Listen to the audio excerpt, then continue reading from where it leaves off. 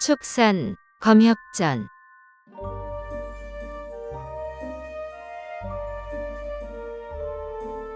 43화 은벽에. 큰 눈이 내리는 깊은 산골에서 살점을 베어 효도를 행하려다 독수리에 잡혀 구름을 뚫고 은벽으로 내려가 신선을 만나네.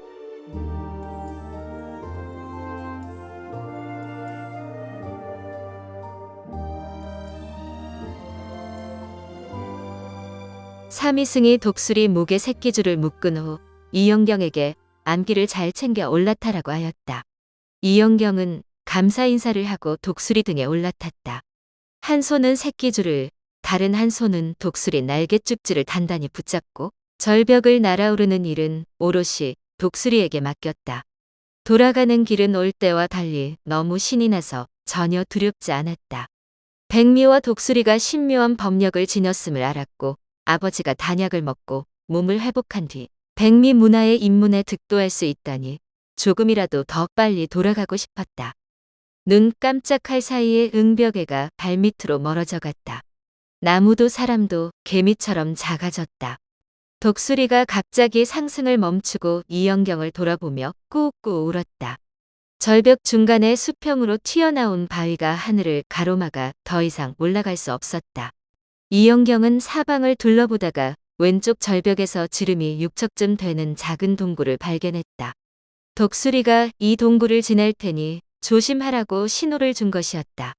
이영경이 두 손으로 독수리 몸통을 꽉 끌어안고 두 다리를 단단히 조였다. 독수리가 그제야 날개를 살짝 오므리고 머리를 바짝 치켜든 채 사선으로 동굴을 통과했다. 이번에는 다시 온통 새하얀 구름에 둘러싸였다. 조금 전 내려올 때는 바닥이 보이지 않더니 위로 올라가는 지금은 하늘이 보이지 않았다.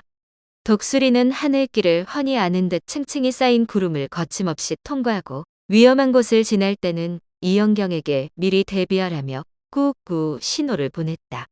독수리는 이영경을 제 목숨처럼 애지중지하고 이영경은 무쇠처럼 단단한 독수리 깃털을 부드럽게 어루만지며 서로 교감했다. 그렇게 한참을 날아오르자 조금씩 한기가 느껴지더니 곧 눈 쌓인 절벽이 보이기 시작했다. 산 정상이 얼마 남지 않은 것 같았다. 잠시 후 끝없이 이어지던 절벽을 빠져나가 산꼭대기 상공으로 훌쩍 날아올랐다가 석굴 앞에 내려앉았다. 어느덧 산 너머로 해가 사라지고 있었다. 이영경은 아버지가 걱정되었지만 이대로 독수리를 보내고 싶지 않아 다시 붙잡았다. 그만 사형이 사조 어르신에게 데려다준 덕분에 아버지 병을 치료할 수 있게 되었어요. 정말 고마워요. 바로 돌아가지 말고 나랑 같이 아버지를 만나보면 어때요? 이 말뜻을 이해한 그만 신조가 목에 묶은 새끼줄을 끌고 가는 이영경을 조용히 따랐다. 일영은 여전히 열이 펄펄 끓고 정신이 혼미한 상태라 딸이 큰 위험을 겪고 반나절 만에 돌아온 줄도 몰랐다. 이영경이 암기를 내려놓자마자 눈물을 글썽이며 아버지를 불렀지만 돌아오는 대답이 없었다. 등불을 들고 화로에 가보니 불씨가 꺼져 물이 차가웠다. 서둘러 불을 지펴 물을 끓이면서도 그만 신조가 떠날까봐 계속 가지 말라고 애원했다. 뜻이 통했는지 그만 신조가 떠나지 않고 졸졸 따라다녔다. 아버지 걱정에 마음이 아프면서도 그만 신조가 곁에 있으니 기쁘기도 하였다. 잠시 후 물이 끓자 서둘러 죽을 데웠다. 이영경이 물을 한 사발 떠놓고 아버지를 흔들어 깨워 백미가 준 단약을 먹였다. 그러고는 그만 신조에게 한 팔을 두른 채 아버지를 뚫어져라 지켜보았다. 얼마 지나지 않아 일영이 큰 소리로 딸을 불렀다. 영경아, 먹을 것 좀 있느냐? 무척 시장하구나. 단약 효과가 나타나자 이영경이 기뻐하며 한달음에 화로로 달려가 죽을 가져왔다. 독수리도 이영경을 따라 이리 갔다 저리 갔다 하였다. 방금 전 단약을 먹고 정신을 차린 일영은 시장기가 돌아 딸을 불러 먹을 것을 부탁했는데 갑자기 눈앞에 시커먼 형체가 어른거려 깜짝 놀랐다.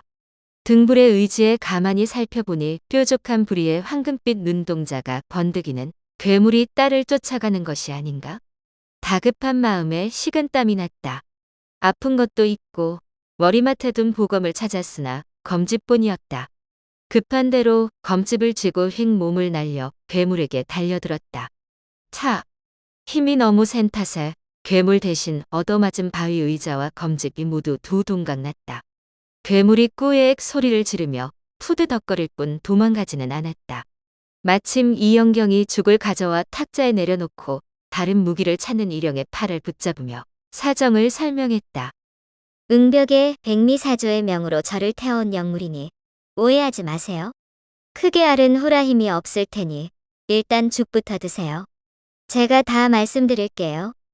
일영은 그제야 괴물이 아니라 독수리임을 알고 안심했다. 하지만 죽을 먹지 않고 이야기를 재촉했다. 이영경이 아버지를 의자에 앉히고 직접 죽을 떠먹이며 그간의 일을 자세히 털어놓았다.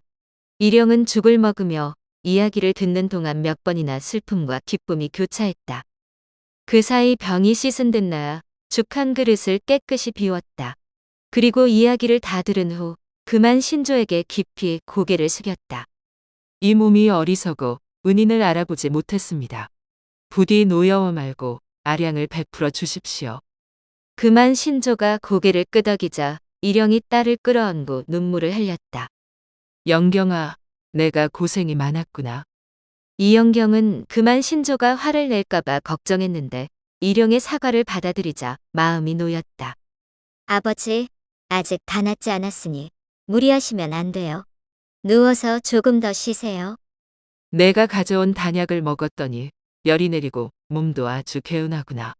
방금 식사도 든든히 하지 않았느냐? 이렇게 기운이 펄펄 나는데 어딜 봐서 병든 사람 같으냐? 이 말을 들으니 이영경도 허기가 돌았다. 그리고 귀한 손님이 왔는데 아버지를 간호하느라 제대로 대접하지 못한 것이 떠올라 호다닥 부엌으로 달려갔다. 절인 고기를 꺼내 잘게 썰어 내놓았다. 그만 신조가 고맙다는 듯이 꾹꾹 울었다. 이영경은 그만 신조가 편히 먹을 수 있도록 목에 묶인 새끼줄을 풀어준 후 대충 밥과 반찬을 덜어 아버지 옆에 앉아 끼니를 때웠다. 그만 신조가 맛있게 먹는 모습을 보면서 아버지와 못다한 이야기를 나누었다. 고진감래라 하였던가? 부녀의 웃음소리에 지난 며칠 석구를 가득 메웠던 울적한 기운이 씻은 듯 사라졌다. 일영은 그만 신조가 떠나지 않자 자신을 태워가려고 기다리는 것임을 눈치챘으나 사랑하는 딸이 상심할까봐 말을 꺼내지 못했다. 아무리 생각해도 어찌해야 좋을지 몰라 짧은 한숨을 내뱉었다. 영민하고 눈치 빠른 이영경은 진작에 아버지의 마음을 알았다. 아버지, 병도 다 나았는데 또 무슨 걱정이 있어 한숨을 쉬세요? 아무것도 아니니 신경 쓰지 말거라. 아버지, 제가 아직도 어린애인 줄 아세요? 그만 사형이 아버지를 데리러 왔으니 곧 헤어져야 해서 그러는 거잖아요. 아버지로서 딸이 걱정되고 그렇다고 떠나지 않으면 선연을 놓칠 테고 진퇴양난이라 고심인 거죠? 일영이 고개를 푹 숙인 채 말없이 한숨을 내쉬었다. 아버지, 마음 놓으세요. 아까 응벽에서 사주를 만났을 때 제자로 받아달라고 무릎 꿇고 간청했는데 저는 불가와 인연이 없는 데다 여제자는 받지 않는다고 하셨어요. 그래도 머지않아 선연이 찾아온다고 했으니 걱정 마세요. 아버지가 응벽으로 떠나더라도 그만 사형이 도와준다면 골짜기가 아무리 깊어도 만나러 갈 수 있을 거예요. 제가 아직 어리지만 하루빨리 사부를 만나고 싶어요. 뛰어난 무공을 익히면 신출귀몰하고 비검을 타고 날아다닐 수도 있잖아요. 사주 말씀이 헤어짐이 있어야 만남도 있다고 하셨어요. 어차피 다시 만날 텐데 뭘 그렇게 걱정하세요? 솔직히 저도 아버지와 헤어지기 싫었지만 사주를 뵙고 생각이 달라졌어요. 아버지가 하루빨리 득도하면 저한테도 좋은 일 아니겠어요? 물론 깊은 산 중에 홀로 남으면 외롭고 힘들겠지요. 그러니 사주를 뵈면 제가 아직 어리니 그만 사형과 함께 지낼 수 있게 해달라고 청해주세요. 저는 외롭지 않게 열심히 수련하며 선연을 기다리고 아버지는 제 걱정을 덜 수 있으니 모두에게 좋은 일 아니겠어요?